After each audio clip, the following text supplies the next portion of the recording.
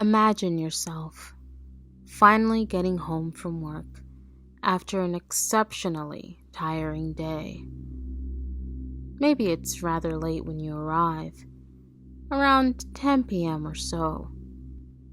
You come in, throw your things on your dining room table, not even thinking about it. You drop by your kitchen and grab yourself a drink, gulping it down in one take. You then, with heavy steps, stroll over to your living room couch and collapse from exhaustion, and immediately you dive into a dreamless slumber. What could have been more of a satisfying night after such a long day? Suddenly, something is tugging you out of your arresting darkness. A sound that has some distance to it, until it travels so closely, you slowly begin to open your eyes to the real existing darkness of your home. Then you realize what it is. It's a knock. Not a soft knock by any means, but not too loud of a knock. A droning knock with no urgency behind it. You slowly lift your head and look towards the digital clock on the kitchen stovetop. It is now exactly 2 a.m. Not 2:01, not 1:59, but 2 a.m. Your immediate thought: has something happened to someone I know? Who in the world could be knocking so late? Everyone I know is aware of how late I work. Why would anyone be knocking unless it was an emergency? The medium tone knocking continues, and you slowly arise, a little tensed up now. Your steps are taken with a bit of dread, as the walk to the front door seems to take much longer than it should. You peep out of the small window that is next to your front door, and you realize red flag number 1, your porch light. Your porch light is off. You always turn the porch light on as soon as you come in late from work. No matter how tired you are, there are no exceptions to this routine. Very odd, you say beneath your breath. As you peep out of the window, you realize it's much too dark. The only light source is coming from a lamppost, a few yards adjacent from your own home. You then look out of the peephole of your door, and then you notice it. A small, obscured shadow as you look down, standing a bit too close for comfort of your front door. The knocking continues. Very slow, very determined knocking. You suddenly realize your heartbeat has quickened, and your breathing has become a bit more shallow. Why? Why is this unnerving me? Just answer the damn door already. You think to yourself, quick. You grab your door handle and open your door much faster than you wanted to, while simultaneously turning on your porch light. Standing in front of you is what seems to be a young girl. What? What the hell? The words come out before you can stop yourself. Who are you? What the hell are you doing knocking on people's doors in the middle of the night? Your stance is defensive, with no actual justification yet. You take in the appearance of this girl. She is not much taller than your own 10-year-old niece. She has some beautiful, careful blonde locks all over her young head that look almost as if it had just been done by a professional stylist. She was wearing a dark blue sweater with very ripped jeans and very old-looking Converse-type shoes. Her skin is unusually pale, and honestly, the brightest thing about this girl was her very blonde curls. This child did not flinch or move when you opened the door. She continued to stand at the exact same spot you originally saw her shadow in. If she would have wanted to step into your home, all she had to do was just take one step through the threshold. Then she spoke. Please, sir. Please. I need your help. By God, that sound, the sound of her voice piercing through your ears, sent a single chill down your entire spine. No urgency to her tone, no life behind it, but immediately your insides are on high alert. What the hell? What are you doing out here alone in the middle of the night? Why do you need my help? Please, sir. Please. I was at a friend's house, but her parents kicked me out. I need to call my parents. Please, sir. I need your help. Why didn't you call your parents from your friend's house? I'm sorry, but this is very suspicious. You should go back to your friend's house and call your parents there. You shouldn't be out here alone in the first place. If you want, give me their number and I will call them for you. Please, sir. I cannot give out my home number. I cannot return to my friend's house. Please, sir. Let me come in and call them. Me and my brother need to get home. A shock went through your heart. Did she say brother? What? What the hell? Where the hell? Suddenly, you see slight movement behind the young girl. A taller shadow standing almost to the sidewalk suddenly appeared, but you were absolutely sure that you saw nothing or no one else when you looked outside. Where the hell did this kid come from? It was harder to tell the age of this one, definitely older than the girl, but he was much too far away to be certain of any features. You begin to quietly panic as a sense of danger begins to arise from an unknown source. You slightly start to retreat further back into the entrance of your home, with your hand at the ready to close the door if something happens. I'm sorry, I will not let you in.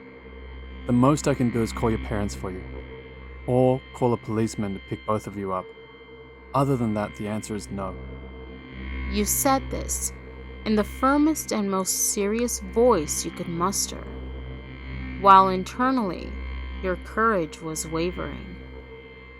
Suddenly, your porch light completely bursts and shatters, and darkness once again engulfs everything around you.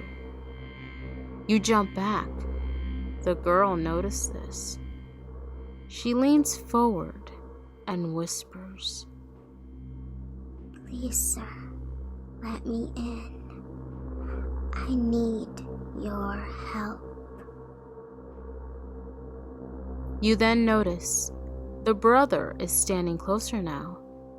The young girl then slowly tilts her head up, and your entire body completely freezes as you realize why she kept her face obscured. Your eyes. No, your eyes. What's wrong with them? What the fuck is this? What are you? Her eyes were the blackest of black. There are absolutely no white in her eyes, no iris or pupil. Her brother is now that much closer than ever before. He says in the most unnaturally deep voice, "Sir, let us call our parents. Now. We need your help. Let us in." You jump back so far you fall over onto your back. You scramble back up as fast as you can and slam the door, locking it. You are yelling at this point. Get out of here. Get away from my house. I'm not letting you in. Go away. I'm calling the police. You run over to your living room and drag your armchair over to the front door and lodge it against the door with as much force as you can. Suddenly, your door begins to bang loudly, over and over. You look up to the small window next to the front door, and the young girl is standing there looking at you. She is mouthing with her lips, "Let me in, let me in." But no sound is coming out of her mouth. You turn and run over to the small table in your living room where you left your cell phone. But of course, you have no charge.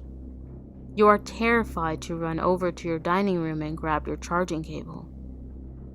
You hide yourself behind your armchair, making sure you are not visible, as the pounding continues for about another minute. Then suddenly, silence. Complete, total, isolated, unsettling silence. Your heart is beating at about 1,000 beats per minute. Your hands are shaking, and your breathing is very loud. You are very slowly standing up and notice your porch light. Your porch light is now back on. Shaking, you force yourself to look outside and see absolutely nothing. There's no one out there. The light bulb never shattered. The light was never off. You think, have you completely lost your mind? You are now slightly dizzy and somehow stammer back over to the dining room and grab your charger. Your phone turns on and you finally call the police. When the police arrive, they make sure to check all over your entire property and take the time to drive around your neighborhood. They assure you over and over there's no sign anyone has been on your property, and they find no children or any other person in the vicinity of your neighborhood. It is now 5 a.m. It's been an hour since the policeman left. You are in your bedroom with the door closed. All the lights are on in the entire house, and there is no way you plan on going back to sleep. This experience, as well as many other similar stories, have shared a common counterpart: the paranormal or supernatural phenomena known as the black-eyed kids/children. There have been reports of encounters with these beings that can be possibly dated all the way back to the 1980s and have been experienced in one way or another all over the world. With a more famous encounter that gained widespread notoriety from a Texas reporter by the name of Brian Bethel, who posted about his scary encounter with the BEKs on an online message board back in 1998. Since then, the internet has exploded with encounters, stories, investigations about these mysterious, sometimes malignant beings whose true intentions are unknown. But what exactly are these children? It has been speculated by many a researcher, ghost hunter, or egg hunter for anything supernatural, that they could possibly be either extraterrestrial beings, vampires, demons, or even ghosts. The list varies with whoever you ask about the subject. Regardless of what is believed, here are some well-known facts about these beings. They will appear to you as a male or a female child between the ages of 6 or 16 years of age. They will most likely be wearing outdated or worn-out darker clothing, as to almost question if the child may be homeless or misplaced. Their tone of speaking is extremely neutral and monotoned, with no true emotion. Their skin complexion is very pale and otherworldly, and of course, the most disturbing and terrifying feature of all is their completely solid black eyes. They will sometimes appear in smaller groups or in pairs. While having an encounter, you might feel an extreme sense of fear and panic. They might approach your vehicle on a lonely stretch of road and ask for a ride home. They might come up to your door in the middle of the night, asking to use your restroom or to make a phone call. For some reason, they need your permission in order to either enter your vehicle or home. It is also speculated, if you do give them permission of any kind, you might possibly be welcoming a curse onto yourself and could quite possibly experience an extreme bout of bad luck and even a physical illness of some kind. We will probably never really know what they truly are or what they want, and some will call them an urban legend, myth, government experiment gone awry. I'll file them under terrifying and, of course, strange and unusual. So without further ado, here are some strange and unusual stories about the Black-Eyed Kids. Enjoy. Earlier this month, to celebrate the 4th of July, I was having a few drinks with my parents, and we were discussing several different topics. We eventually stumbled into sharing some ghost stories. I mean, we've all heard each other's unusual stories before. I can write down verbatim my dad's encounter with an elf, which I always find myself chuckling doubtfully at. But that night, I brought up something that I have struggled to come to terms with for years. This took place when I was around 10 years old. I'm 25 now, so this was about 15 years ago.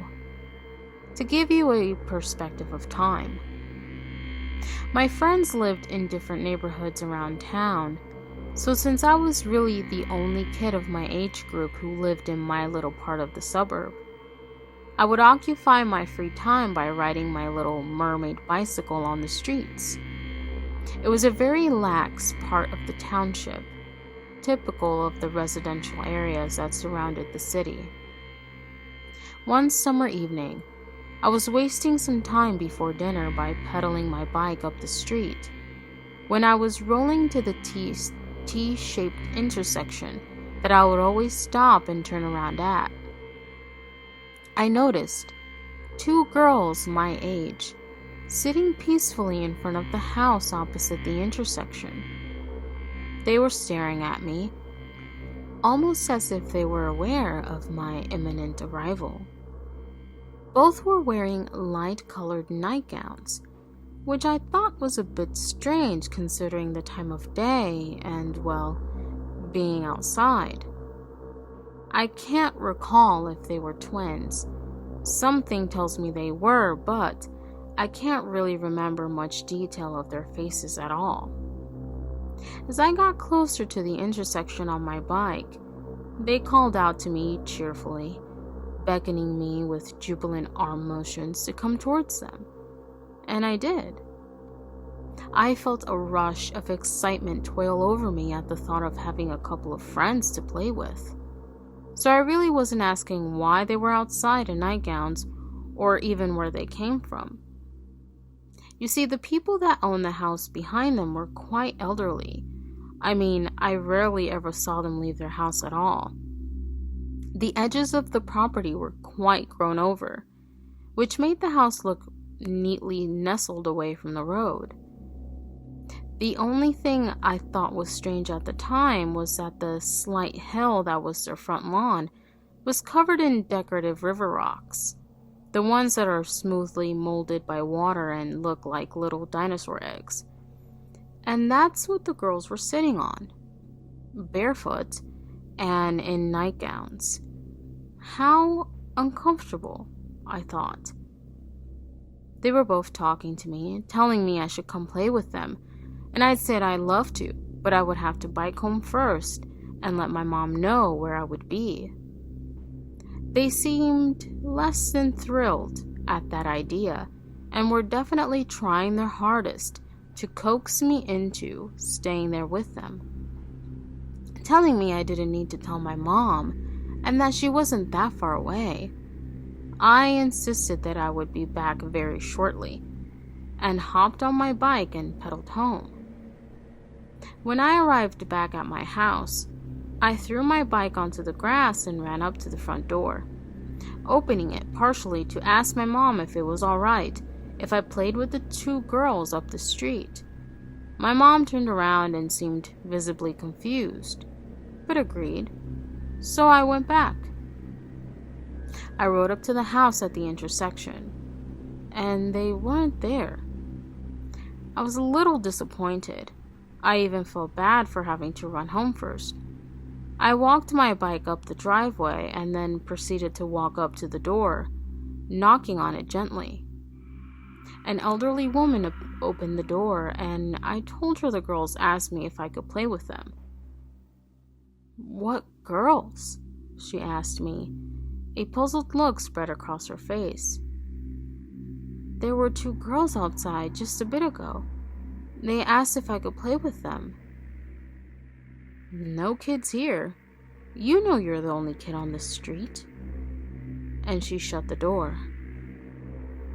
I never saw or heard of the girls again. As I was telling the story to my parents, I paused midway to make the disclaimer that I wasn't sure if this was some kind of extremely detailed dream that I had mixed up with my memories, or if it actually happened. My mom, though, she told me she actually remembered that day because she never remembered any children living on our street besides me, and it stuck out to her that I had asked to play with two girls up the road. So after explaining the story to my parents, I did some research. Apparently, the phenomena of supernatural beings disguised as children, black-eyed children, is an urban legend. I had no knowledge of this being a thing, and although it's debunked, I will say that it's eerily similar to what I experienced with these girls. I don't remember them having black eyes. In fact, it's almost as if their faces are blurred from my memory entirely. They weren't acting ominous or intimidating, but they wanted me to stay with them in the worst way. Ghost, a glitch in the system, black-eyed children, or whatever. I'm struggling to find an explanation, as it's been one of the most puzzling things I've ever experienced. It was warm for a December afternoon in Hutchinson, Kansas. When Katie came home from work in 2008, Katie's ride dropped her off across from her duplex, and as she stood in the street, her ride moving slowly away, she knew something wasn't right. "I noticed two boys standing in my driveway," she said. "One had longer dark hair and the other had his hood up, so I couldn't see him very well." The teenagers, about 15 or 16 years old, seemed to be watching her. Katie felt they were waiting for her. She steeled herself and walked nervously across the road toward her porch. The boys had lurked around her neighborhood for months, but they've never been so bold as to stand this close to her home. I had seen them before, lingering in the yard, but they always left before I got out of my ride's car, Katie said. I had seen them late at night as well, standing across the street when I would go outside to have an occasional late-night cigarette. But, although pangs of unease told her to run, their boldness angered her. She stopped and asked them why they were on her property. They told me they needed to use a phone and that the neighbors would not let them in, she said. That was when I noticed their eyes. They were coal black. Just black. No white, and not even a hint of iris or pupil. Fear shot through her. But as evenly as she could, Katie told them she didn't have a telephone. Katie walked up her porch steps and began to unlock her door when the boy in the hood spoke up. He asked if they could come in for a glass of water, she said. I turned to look at them again, thinking maybe my mind was playing tricks. But no. When I turned and looked into their eyes, they were pitch black as the first time. These children with dead black eyes had spoken softly to her, emotion and vocal inflection absent from their words. As she looked at these boys, whose long hair and hooded sweatshirts she felt hid more than skin, she knew she had to get away. I felt panicked and fearful, but also very vulnerable and cold, she said. It was like I wanted to let them in, but I knew there was evil present. I had felt uneasy before seeing their eyes, but now it all came out. Then one boy said something that turned her fear into complete terror.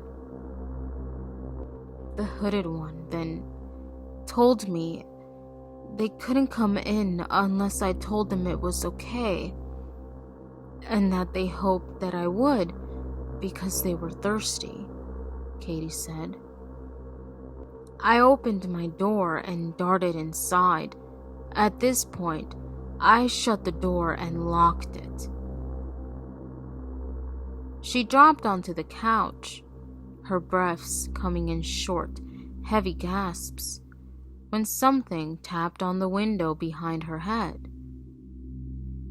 One of the boys stood there, staring through the glass, Katie said. I remember his words very clearly. Just let us in, miss. We aren't dangerous. We don't have anything to hurt you with. I was beyond frightened at this point. Katie jumped off the couch and ran through the duplex, checking doors and windows to make sure they were locked. I did wonder if they really couldn't come in unless invited, but I didn't want to find out, she said. I sat in the living room silently, waiting for a sign they had gone. When her boyfriend came home a short time later, the black-eyed teens were still at the house. He asked if I knew who the two boys outside were, and I said no, Katie said. He told me they had been standing in the driveway when he pulled up, but walked away when he stepped out of the car. He didn't notice the boy's eyes, but they gave him a strange feeling. Katie later asked her neighbors if the black-eyed children had asked to use their telephone like they had claimed. The neighbors noticed the teens standing in Katie's driveway, but had never spoken to them. Although it's been more than a year since Katie turned the black-eyed children from her door, she knows they're still around. I still see them every now and then, standing across the street, watching, she said. But they have not approached again. Thank you for stopping by to check out the latest episode of Strange and Unusual Stories. If you have a strange and unusual tale, check the description down below and send me a quick email. Please feel free to share any suggestions or ideas for this new series. Leave me a comment down below. If you would like to keep up with future content, make sure to subscribe and click the notification bell. See you all next time. And as always, I am your host, Marie Lives the Horror.